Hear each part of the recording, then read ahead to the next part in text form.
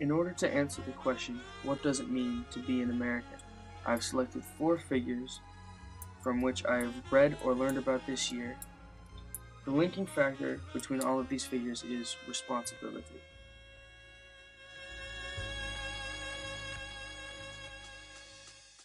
The first figure that I have picked who displays responsibility is the first president of the United States, George Washington.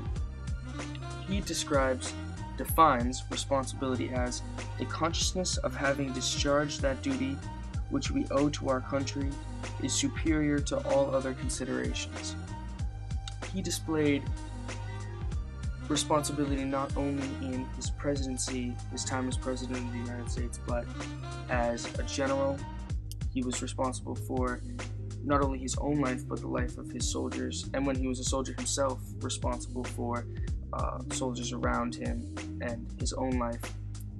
But when a general, he was not only responsible for the life of his soldiers and his own life, but the lives and the bettering of lives of people all throughout the country that he was striving to make possible.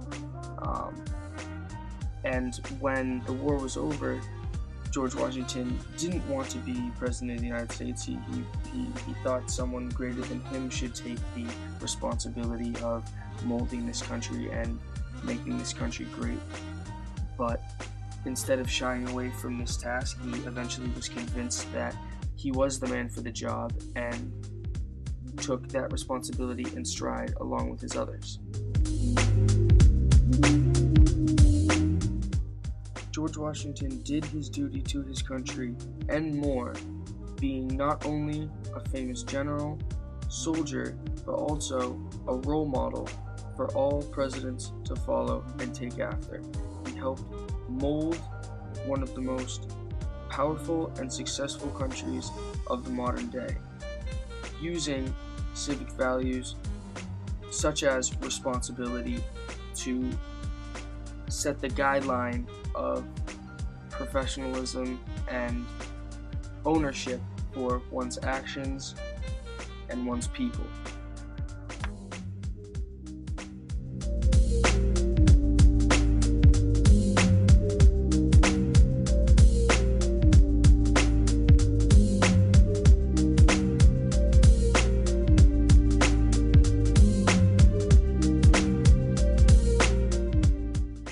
The second figure that displays responsibility, a standout figure in my mind, is Atticus Finch from Harper Lee's To Kill a Mockingbird.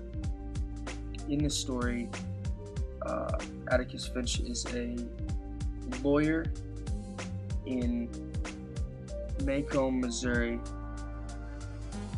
in the 1800s when racism was a serious issue down in the South and all over the country.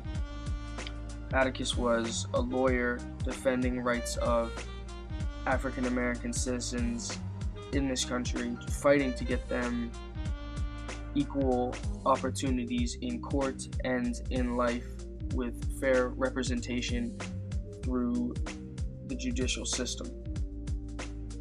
He took on the responsibility of not only a race of people from his area, but also in this story, he is depicted as a loving father, a single father who has lost his wife and now is solely responsible for his 2 kids.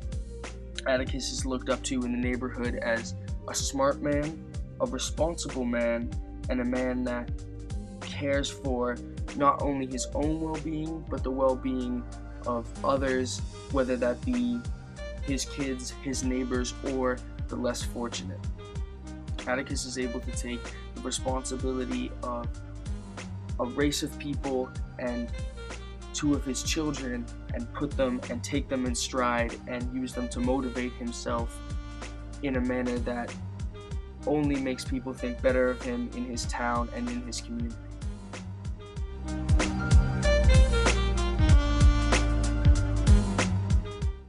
Not only is Atticus responsible for others, but he is also responsible as a lawyer for his own actions and his own words, and he is able to guard them very carefully and use them very carefully to protect his own image and the image of his children. He is responsible for every aspect of his life and the life of others in his community, and he takes all of this responsibility in stride.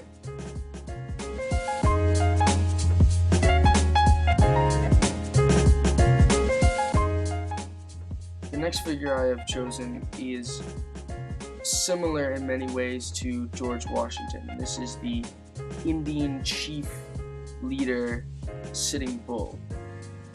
He is the leader of a tribe from Montana, modern-day Montana, and he fought for equal treatment of Indians. He fought for their land, their beliefs, their culture, taking not only the responsibility of his people in that area, but all Indians nationwide.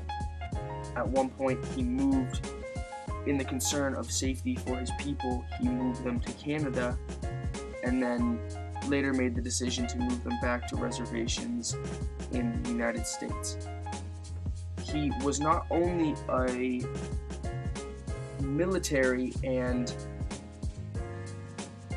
fighting image and role model for his people, but also took on the responsibility of being a political and a political leader and a figurehead for the cause, which was Native American rights and movements and the fight for their land and their beliefs and their culture. So not only was Sitting Bull a military leader and a political leader like George Washington, but he also was a leader and a savior of cultures and beliefs, and the responsibility of those things weighed on Sitting Bull, but he was able to take that responsibility and use it in a positive light.